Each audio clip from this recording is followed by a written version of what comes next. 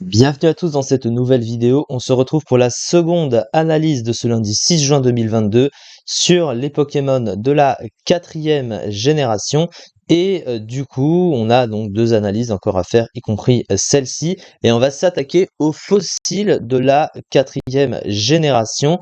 Comme dans presque toutes les générations, il y a des fossiles et il y en a deux dans cette génération-ci. Donc on va faire le premier dans cette vidéo et on fera l'autre dans la suivante et donc pour la dernière analyse du jour. Donc le premier c'est Charcos, Charcos, l'évolution de Cradidos qui vient du fossile crâne, du coup un des deux fossiles de la génération. Et du coup on part tout de suite. Alors Charcos, qu'est-ce que c'est en stratégie? Il possède pour commencer un type roche pure.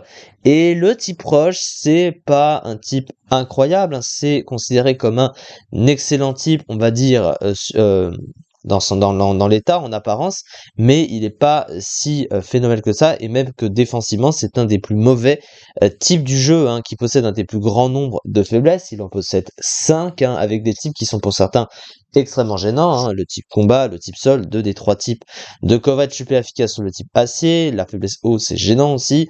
Les faiblesses plantes et acier, c'est pas des types offensifs, mais globalement, ça peut rester gênant. Et il a 4 résistances avec les résistances, donc feu et vol, qui sont intéressantes. Les résistances normales et poisons, il en profite pas vraiment, c'est pas des types qui sont très forts non plus. Mais du coup, le type roche défensivement est souvent considéré comme fort, alors qu'en fait, il est mauvais. Offensivement, le type roche est un type correct, effectivement, mais quand ça se limite à un seul stab pour un Pokémon offensif, c'est quand même pas ouf.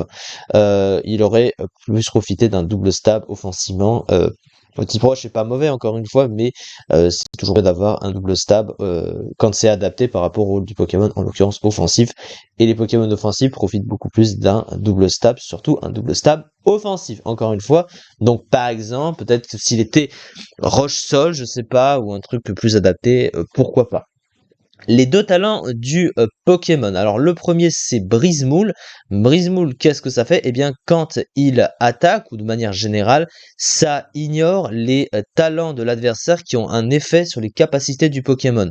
Alors c'est pas un talent qui est vraiment très adapté, parce que le type et les attaques n'en profitent pas vraiment en fait. Alors à la rigueur, si quand c'est des attaques offensives qui sont utilisées sur des immunités ou sur des choses assez classiques, si par exemple il utilise séisme face à des Motisma, bah du coup ça ignorera l'évitation et ça pourra les taper, mais du coup c'est un talent qui est très situationnel et rarement vu, et puis surtout comme le Pokémon est déjà mauvais de base, il n'aura pas vraiment l'utilité de se servir d'un talent qui est de plus très situationnel, donc il préfère plutôt se profiter d'un talent qui s'adapte à son rôle lui-même plutôt qu'à d'avoir un talent trop situationnel comme ça.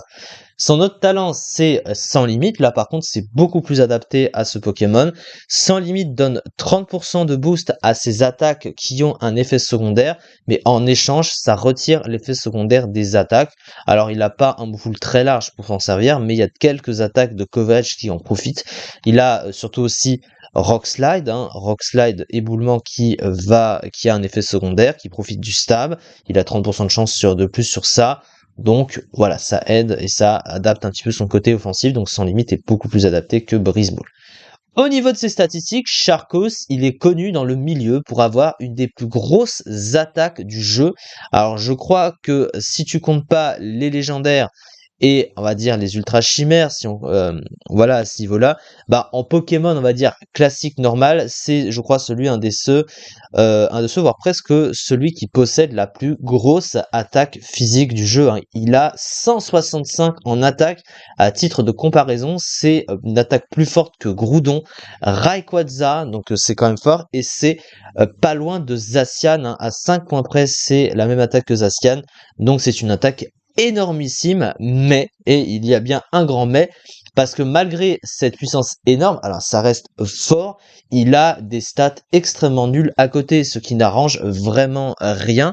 Il a des défenses extrêmement mauvaises, il a 60 en défense, 50 en SPDF, 97 en PV, alors même si la base PV est correcte, il a des défenses nulles, donc c'est un bulk très mauvais.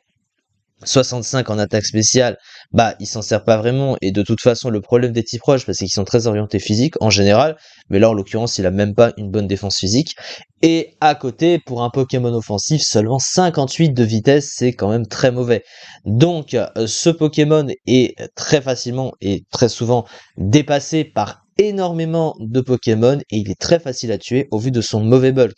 Alors il faut qu'en général, il est obligé d'être joué max vitesse avec même un Scarf pour être sûr de dépasser un maximum de Pokémon et au mieux de se servir de son attaque énorme, mais du coup ça l'handicape beaucoup au niveau de ses répartitions de 7 et c'est un Pokémon tellement fragile que même la moindre attaque de priorité ou la moindre attaque très forte peut le tuer, même en étant neutre, ça peut lui faire extrêmement mal, voire même le one-shot dans la plupart des cas.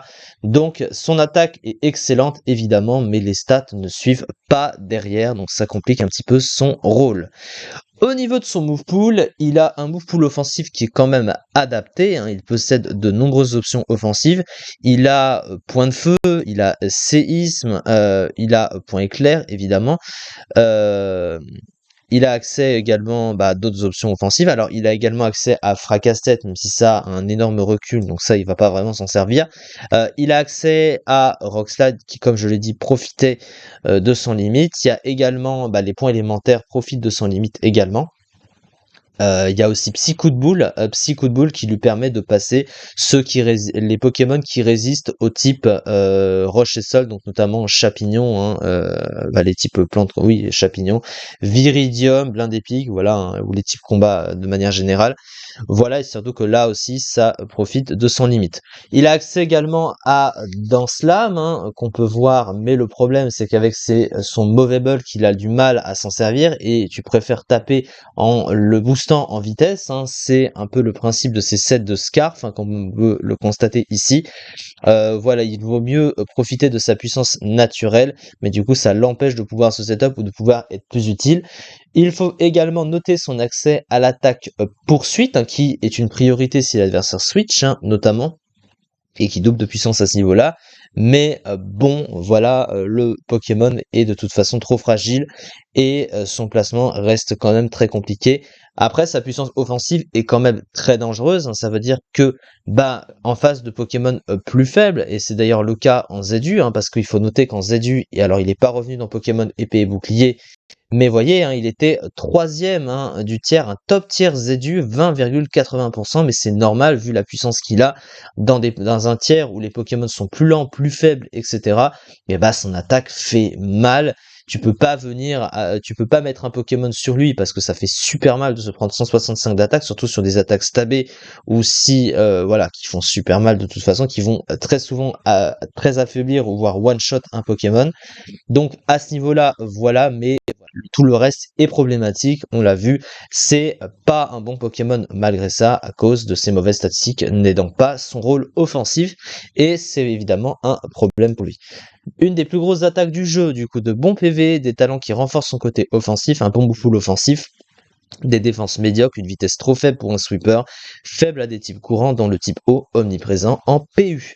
Et du coup, voilà, donc on a vu pour les usages, et c'est ça du coup pour cette vidéo. On se retrouve pour la dernière analyse du jour. On va faire l'autre Pokémon fossile du coup, et ensuite on se retrouve demain pour la suite des analyses sur les Pokémon de la 4e génération. Merci beaucoup de m'avoir suivi, et à très vite.